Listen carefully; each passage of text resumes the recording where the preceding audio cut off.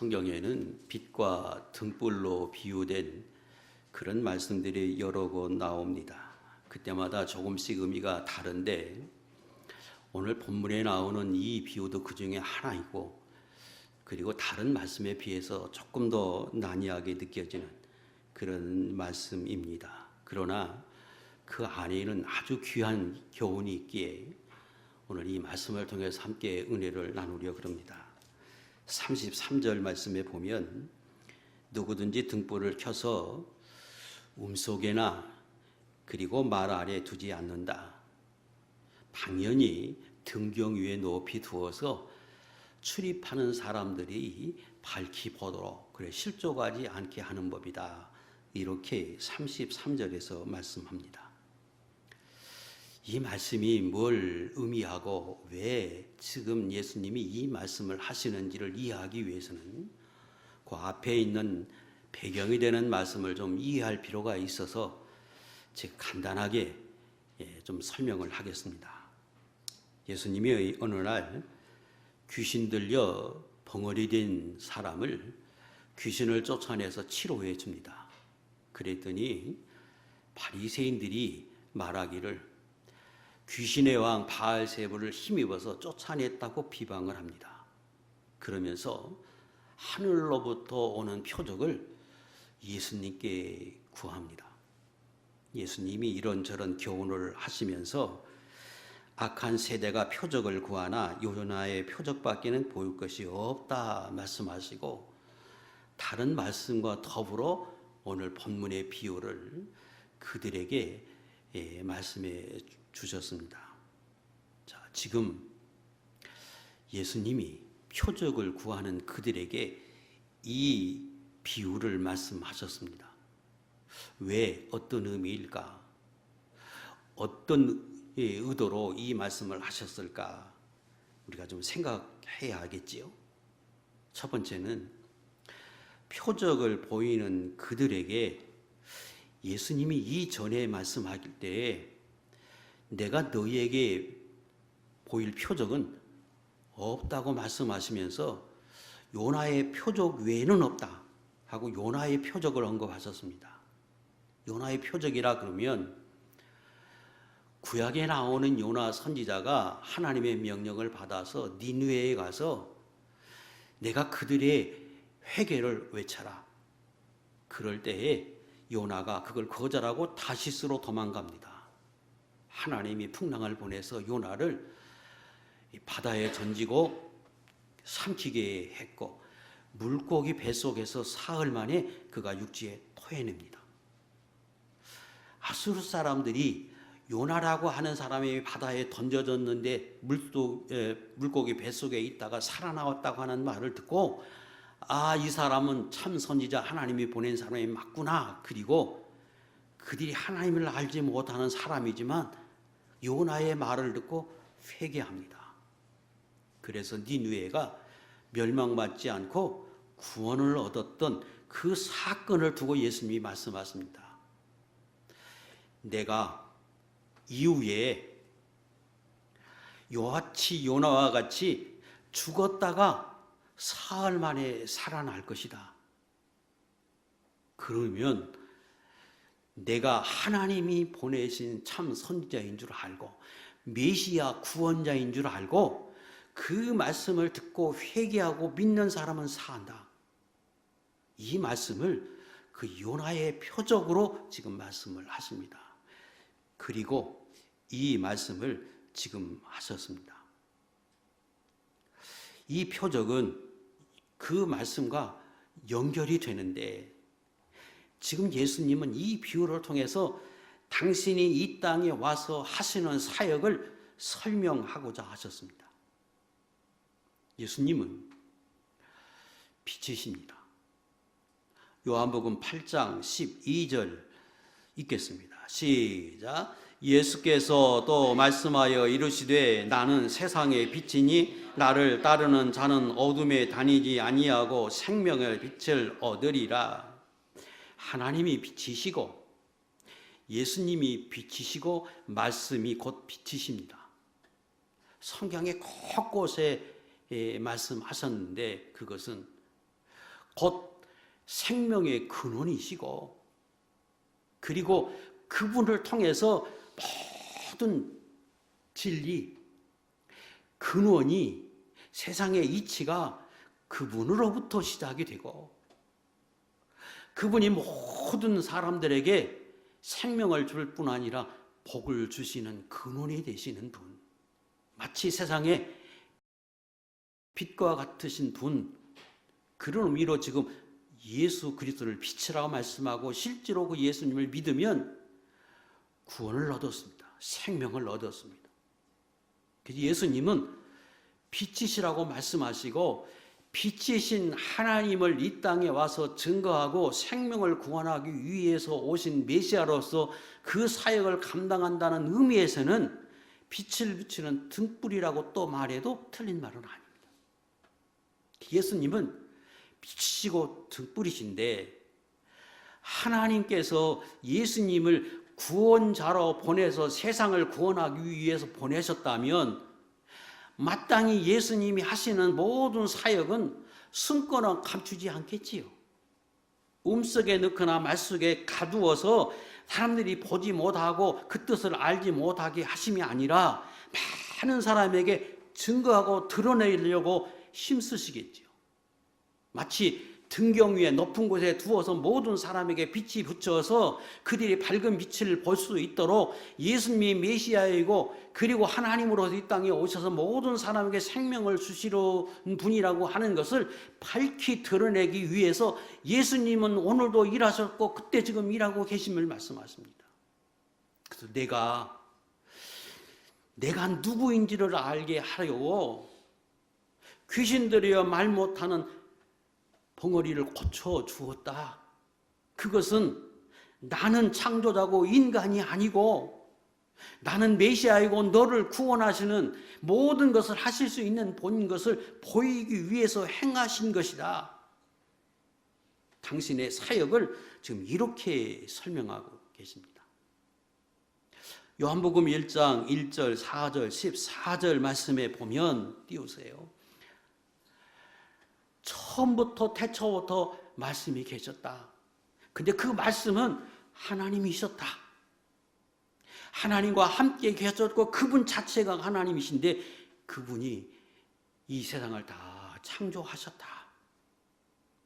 그리고 14절에 그분이 육신이 돼서 이 땅에 오신 곧 예수님이시라.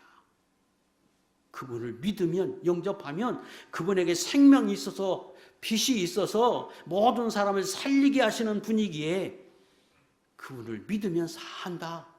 이게 요한복음 1장의 1절부터 14절까지 쭉 설명하신 내용이에요. 당신이 바로 그런 분이라고 하는 것을 지금 말씀하시고, 이 말씀은 계속해서 이어져서 강조하셨습니다. 특히 요한복음에서는 많이 강조하세요. 요한복음 1장 9절 12절에 읽겠습니다. 이 앞에 있는 것만 시작. 참빛 곧 세상에 와서 각 사람에게 비치는 빛이 있었나니, 영접하는 자 곧 그 이름을 믿는 자들에게는 하나님의 자녀가 되는 권세를 주셨으니, 이 말씀을 지금 예수님이 이 비유를 통해서 하시는 겁니다. 그리고 이 말씀은 여기뿐 아니라 다른 곳에서도 종종 하셨는데, 이 비유 속에는 또 예수 믿는 사람은 너희도 빛이다. 이유는 하나님을 믿음으로, 그 빛을 믿음으로 그 하나님이 자체가 너희 안에 계시니까 너희도 빛이다. 그러므로 너희도 세상의 등불과 같은 역할을 해서 복음을 전해야 되지 않느냐. 그리고 복음을 전하는 사람이 있다면 마땅히 하나님의 목적이 다른 사람을 살리기 위한 이 목적이니까, 그런 사람이 있다면 당연히 등경 위에 두는 것처럼 높이지 않겠느냐. 교회에서 장로들도 세우고 집사로도 세우고 하나님의 복을 받게도 하고 존경받게도 하고 귀한 여김을 받도록 하나님 만들어주지 않겠느냐. 이것이 마태복음 5장에 있는 말씀입니다. 5장 14절로 15절. 너희는 세상의 빛이라 산 위에 있는 동네가 숨기지 못할 것이요 사람의 등불을 켜서 말 아래 두지 않고 등경 위에 두나니, 이러므로 집안에 모든 사람에게 비추느니라.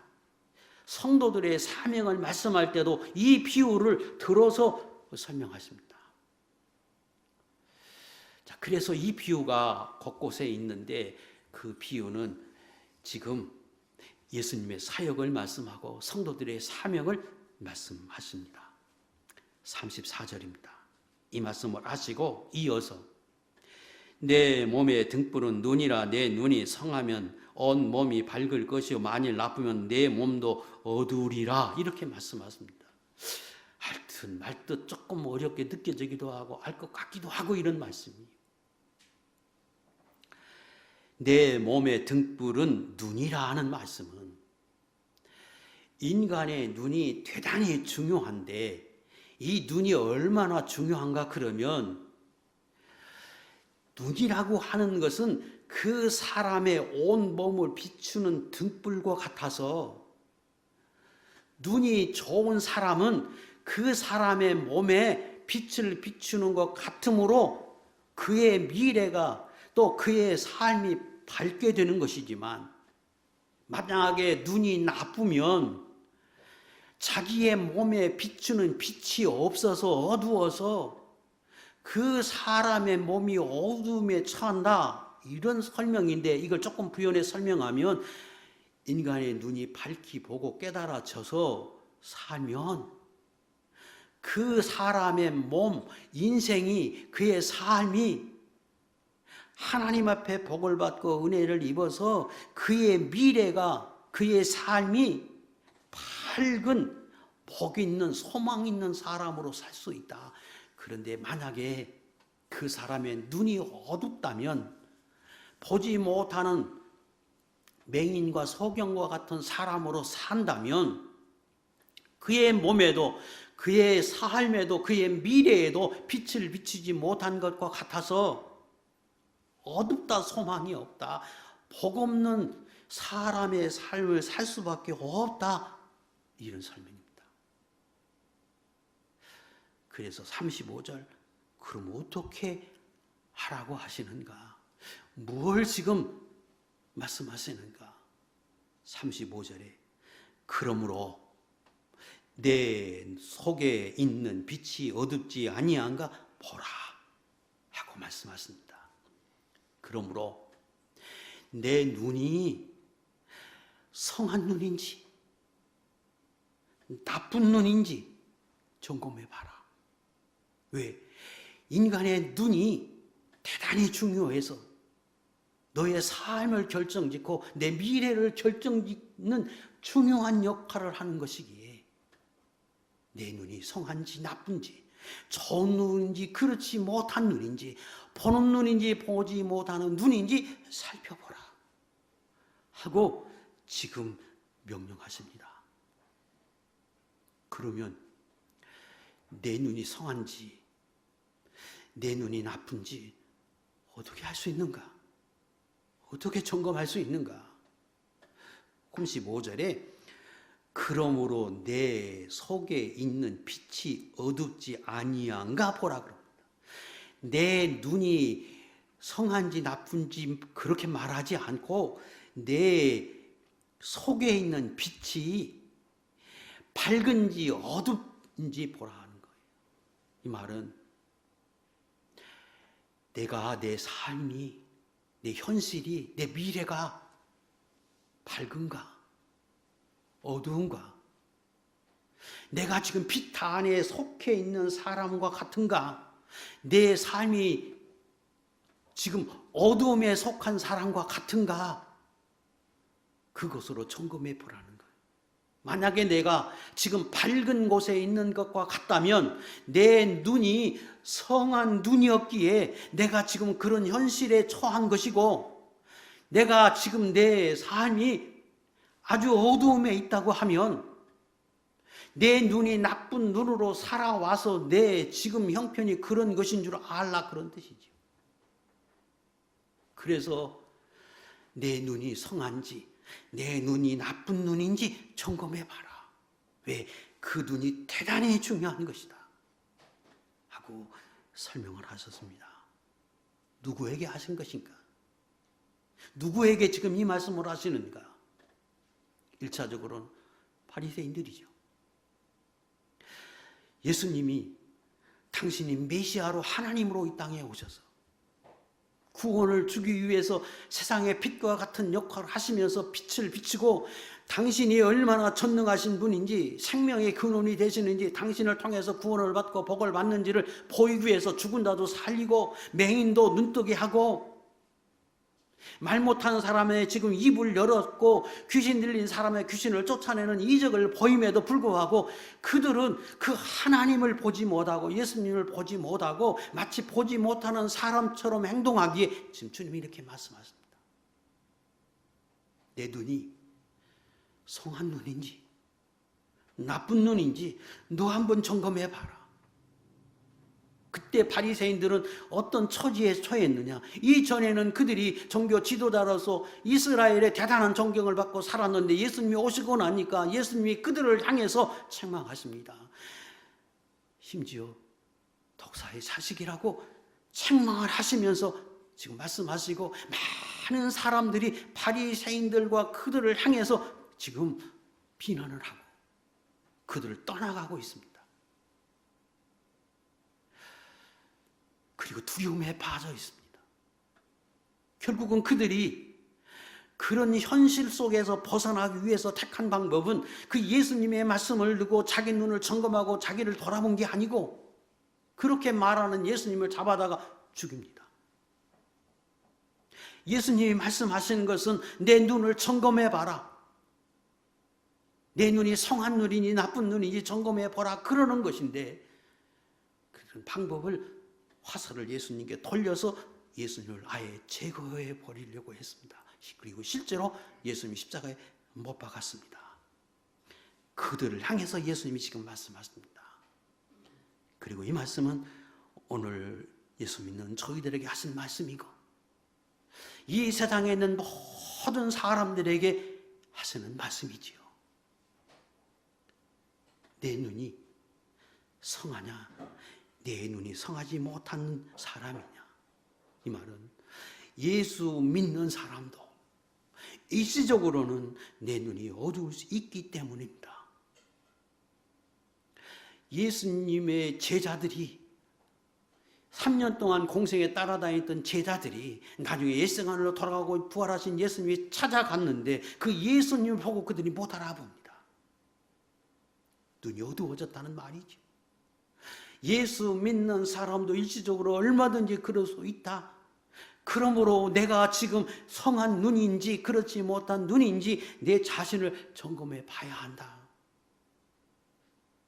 이것이 이 말씀인데 그러면 성한 눈은 무슨 눈을 가리키는가? 어떤 눈이 선한가? 성한 눈인가? 좋은 눈인가? 그것은 밝히 보는 눈이죠. 밝히 본다고 할 때 그 보는 눈이 우리 인간의 육의 눈을 말하지 않습니다. 시력이 좋다, 나쁘다, 맹인이다, 그렇지 못한다 이걸 말하지 않아요. 물론 그 보지 못하는 눈을 가졌으면 그 나쁜 눈이지요. 성경에서 말씀한 것은 인간의 눈으로 볼 수 있는 이 사물을 판단하고 판단하지 못하는 것만 가지고 말하지 않습니다. 이 세상에는 인간이 보지 못함에도 불구하고 존재하는 것들이 너무 많은데 그 눈으로 보지 못하고 존재하는 것이 훨씬 더 귀하고 소중한 것이 너무 많습니다. 소리는 눈이 안 보입니다. 공기는 눈이 안 보입니다. 전파가 눈이 안 보입니다. 인간이 눈이 완전한 것 같은데 아주 작은 건 못 봅니다. 그런데 그 못 보는 세계가 얼마나 귀한지 원자, 분자 그리고 요새는 아주 미세한 나노 분자까지 보면서 과학자들이 연구해서 놀라운 발견들을 하고 인류가 살아가기에 좋은 것들을 거기서 다 뽑아내고 변형시켜서 우리로 풍족하게 만들어가고 있습니다.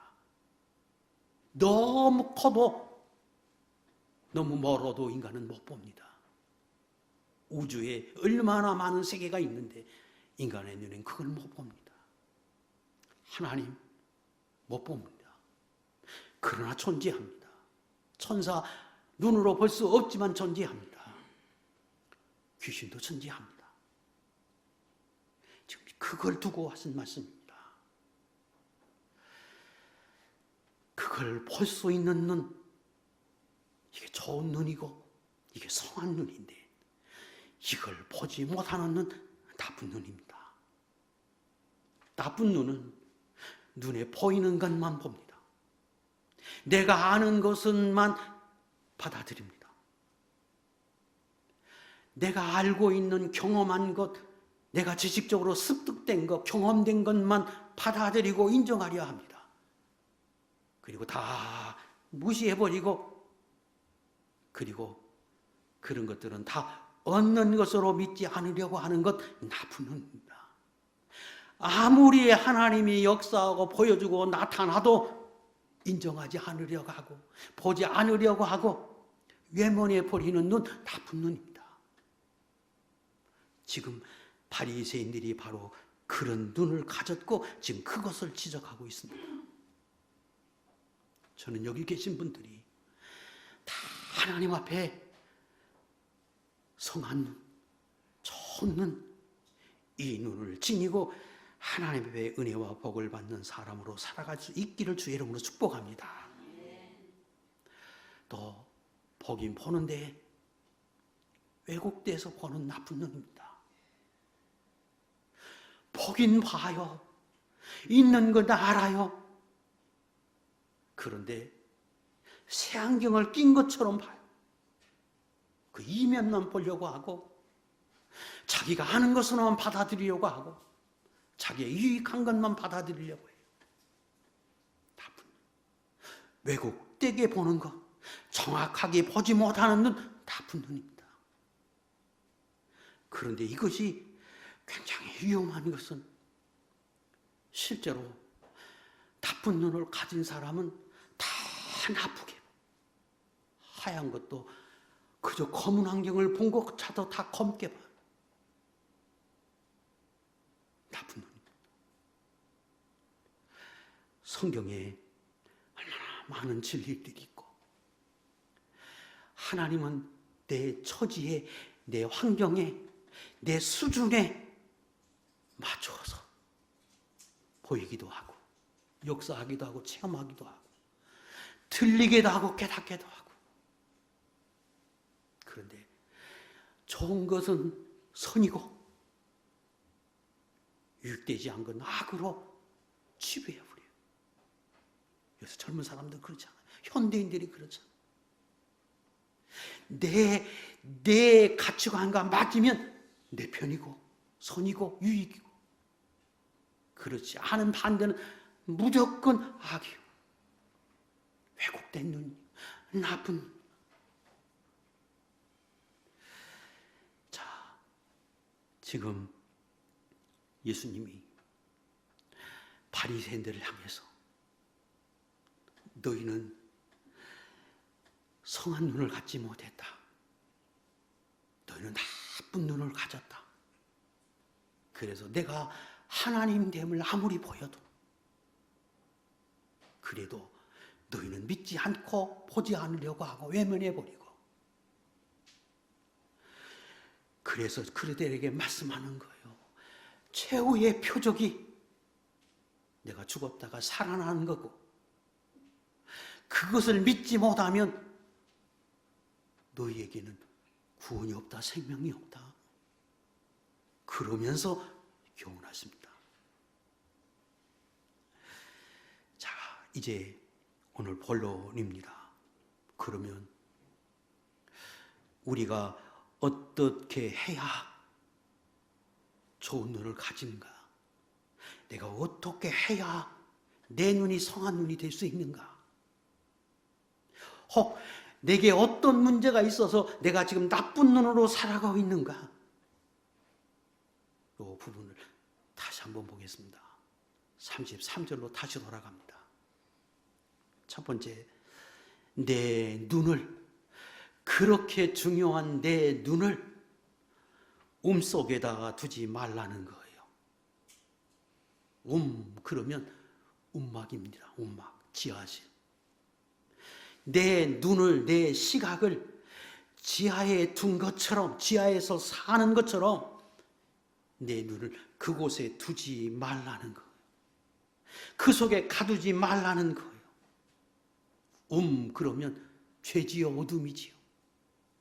내 눈을 죄악 속에, 죄가 되는 곳에, 또 부연해 설명하겠지만 세상에, 거기에만 초점을 두지 말라 하는 의미입니다. 사람이 어둠 속에 갇히면, 어둠 속에서 살면 몇 가지 특징이 있습니다. 첫째, 어둠 속에 지하에서만 있으면 빛을 몰라요. 전혀 빛이 무엇인지 몰라. 그런데 빛이 모르는데 사는 데는 또 지장이 없어요. 그래서 살아요. 하나님이 자연천을 주어서, 양심을 주어서 아무 빛이 없는 게 아니라 어느 정도의 빛은 주었어요. 그래서 지하에 살긴 사는데 거기 아주 어두운 게 아니라 어느 정도의 빛을 주어서 살기에 전혀 사는 데 부족함이 없습니다. 참빛은 몰라요. 왜? 보지 않으니까. 또 그 어둠 속에서 사는 사람은 빛을 싫어합니다. 빛을 보면 눈부시거든요. 눈을 부셔서 볼 수도 없고 보면 눈이 상할 것 같아서 그만 숨어버려요. 성경은 요한복음 3장에서 20절, 악을 행하는 자마다 빛을 미워하여 빛으로 오지 아니하나니 이는 그 행위가 드러날까 하며, 빛을 싫어해요. 마치 어둠 속에 있는 사람은 빛을 보면 눈이 부셔요. 그래서 빛을 보기 싫어해요. 그러지 사는 데는 아무 지장이 없어요. 반대로 빛의 속에서 사는 사람은 지하에 들어가면 못 살아요. 무슨 이런 세상이 있는가? 싫어하고 뛰쳐나오게 돼 있어요. 빛과 어두움은 전혀 반대입니다. 그런데 어둠 속에서 사는 사람은 아무 문제 없이 그냥 살아요. 이것이 특징입니다. 자, 지금 예수님이 너희가 빛의 사람, 속에서 내 눈을 두지 말라고 하나님이 지금 말씀하셨어요. 그 말은 내 눈을 세상의 악에, 옳지 않은 것의 어둠에 마치 가둔 것처럼 거기에 초점을 맞추고 그걸 지향하며 사는 사람처럼 살지 말라는 거예요. 그런데 이 어둠이 죄악 속에서 사는, 마치 폭력배처럼 어떤 어둠의 세계에서 사는 것만 말하지 않아요. 물론 예수 믿는 사람이나 여기 계신 분이 그렇게 사는 사람 없어요. 성경에서 말할 때에는 사람이 이 세상에서만 만족하고 세상에 초점을 두고 사는 것도 어둠 속에 사는 것이라고 성경은 말씀한다는 거예요. 에베소 2장 1절 2절, 그는 허물과 죄로 죽었던 너희를 살리셨도다. 그때 너희는 그 가운데서 행하여 이 세상 풍조를 따르고 공중의 권세 잡은 자를 따랐으니 거 지금 불순종의 아들들 가운데 역사하는 영이라. 세상은 악한 영이 지배하는 곳이라고 말씀하시고, 거기는 허물과 죄가 있는 곳이고, 그래서 우리가 이전에 예수를 알지 못하고 예수 믿기 이전에 이 세상에 초점을 두고 이 세상에 살았던 우리를 죽었던 사람이라고 막, 뭘로? 죄와 허물로. 그런데 예수 믿음으로 인하여 살아났어요. 왜 예수 믿기 이전에 우리가 이 땅에 사는 사람들을 죽었다고 말하느냐? 그러면 이 세상에 있는 모든 것들은 사실은 공중권세 잡은 것이 악한 영이기에 그 공중권세의 종처럼 살아가서 죄악 속에 살아가기 때문에 다 영으로는 죽은 사람, 어두움 속에서 살아가는 사람, 생명 없는 사람으로 살아가는 사람이라고 성경은 정의해요. 그러면 사람들이 반론을 제기하겠죠. 왜요? 하나님 창조주신데 세상의 모든 세상을 지배하고 다스리고 주관하신 분이 하나님이신데 어떻게 세상을 악한 마귀가 주관하고 악한 마귀 속에서 살아간다고 말합니까? 하나님이 분명히 하나님의 창조주고 주관자이신데 악한 영이 지배하고 다스리는 것을 주님이 오실 때까지는 허용하셨습니다. 그래서 세상은 악한 영의 지배 속에 있다고 하는 거예요. 그것도 하나님 우리를 사랑해서 그런 거예요. 설명하면 길인데 사랑하기 때문에 이 땅에서 악이 존재하는 걸 허용해서 그렇게 살아갑니다. 에베소 6장 12절 우리의 씨름은 혈과 육을 상대하는 것이 아니요 통치자들과 권세자들과 이 어둠의 세상 주관자들과 하늘에 있는 악한 영들의 싸움이라고 그래서 설명합니다. 세상에 있는 것들이 사실상 살펴보면 그 악의 손에 있는 것과 같아서 하나님의 진리와 성경의 말씀과 성령의 역사 속에 되어가지는 게 아니고 악한 영의 지배 아래에 있는 것과 같은 논리 속에서 살아가요. 그래서 그 속에서 예수 믿는 사람이 믿음의 선한 싸움을 싸우라고 성경은 말씀하십니다. 몸속에 두지 말라는 말은 우리의 시각에 우리의 가치가 목표가 이 세상에 있는 것들에게만 초점을 맞추고 거기에 사는 것은 만족해 사는 것 그걸 지향하며 사는 것은 내 눈을 이 어둠에 갇혀 있는 내 눈을 어둠 속에서 두고 사는 것과 같다고 성경은 설명하십니다. 그러므로 예수 믿는 사람은 내 시각이 내 가치관이 세상의 것에 목표를 두고 세상의 것으로만 만족하며 사는 인생이 되지 말아야 한다. 그것은 내 눈을 지하의 몸속에 가두는 것과 같아서 절대로 그런 사람의 미래는 밝지 못하다. 그래서 세상에 만족하면서 아무리 부자로 부유하게 살아도 그의 인생은 마지막은 지옥이요.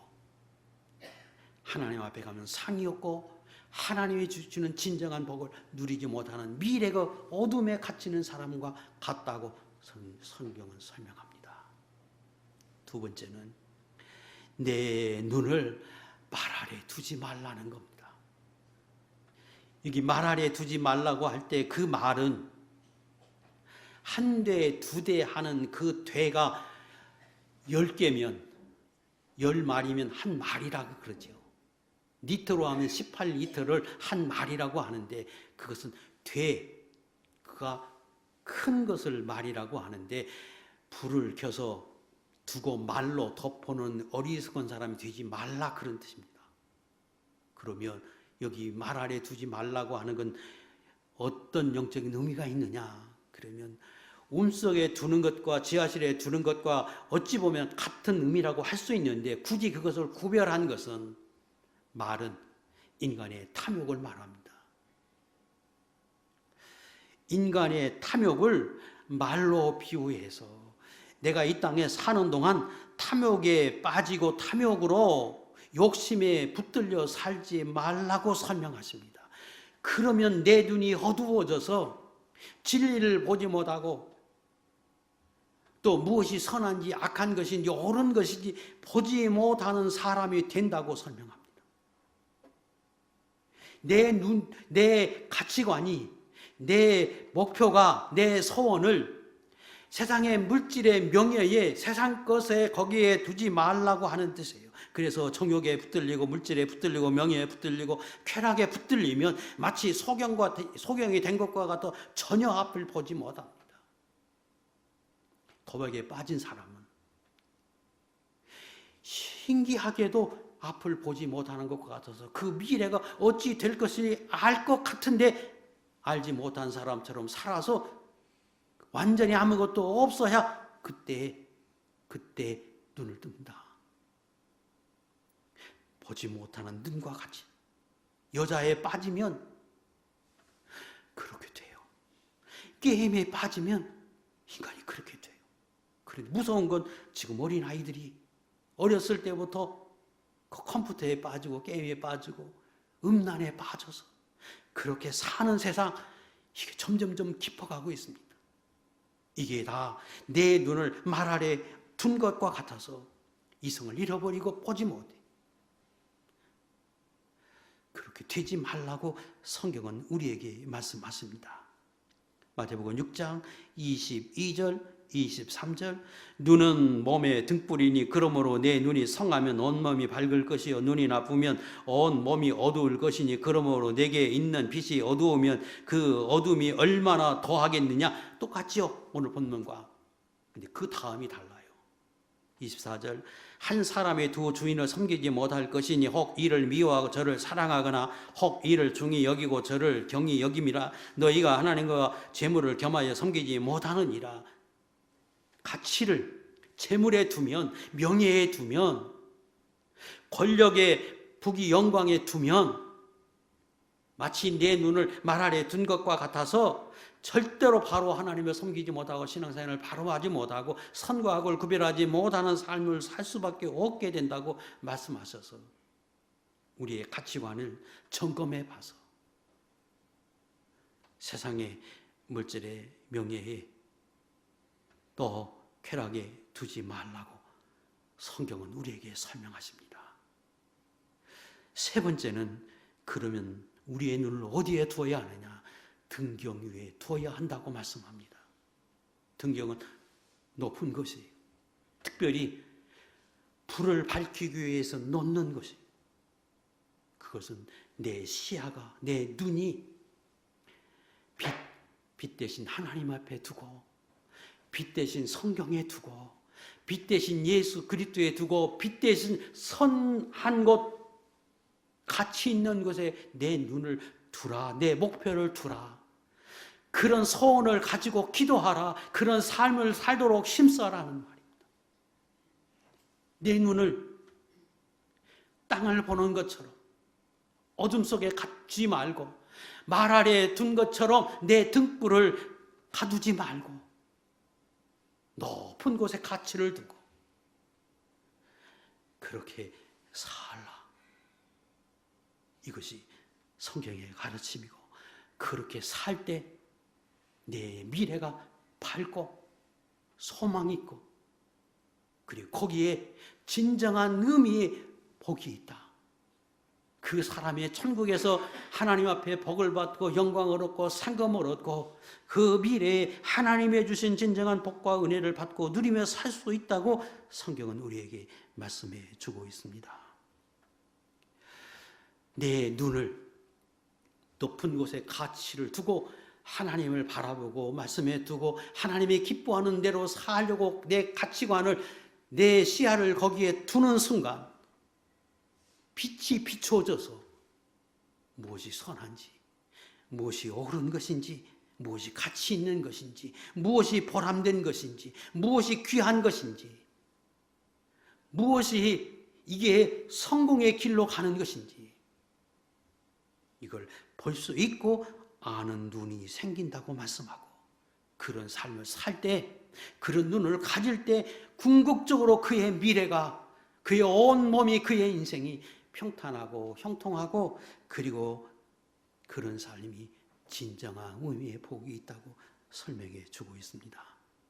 그리고 거기에 눈을 두면 빛이 들어와서 자기의 부족함과 자기의 더러움을 보게 돼 있고, 그럼으로 인해서 점점점 정결한 사람이 되어지고 성결한 사람이 되게 하나님이 만들어 가셔서 궁극적으로 하나님이 기뻐하는 사람이 되도록 만들어 주십니다. 기억하십시다. 하나님이 주신 축복은 내가 얼마를 소유하느냐 여기에 있지 않고, 진정한 의미의 축복은 지금 내가 어떤 눈을 가지고 있느냐, 내가 어떤 눈을 가지고 살아가느냐, 지금 내 시야가 어디에 두고 살아가느냐에 있다고 믿고, 오늘 내 눈을 점검해 봐서 혹이라도 믿음 있는 사람으로서 내 현재의 눈이 나쁜 눈에 속한 사람이 있다면 어둠 속에 내 눈이 시야가 갇힌 것처럼 말 안에 갇힌 것처럼 살고 있다면 그 시야를 돌려서 등경 위에 두고 하나님께 두고 그렇게 살아서 여러분의 삶이, 여러분의 미래가 마치 밝은 빛 속에서 사는 것과 같은 은혜를 받고 누릴 수 있는 귀한 종들이 될 수 있기를 주의 이름으로 축복합니다. 기도하겠습니다.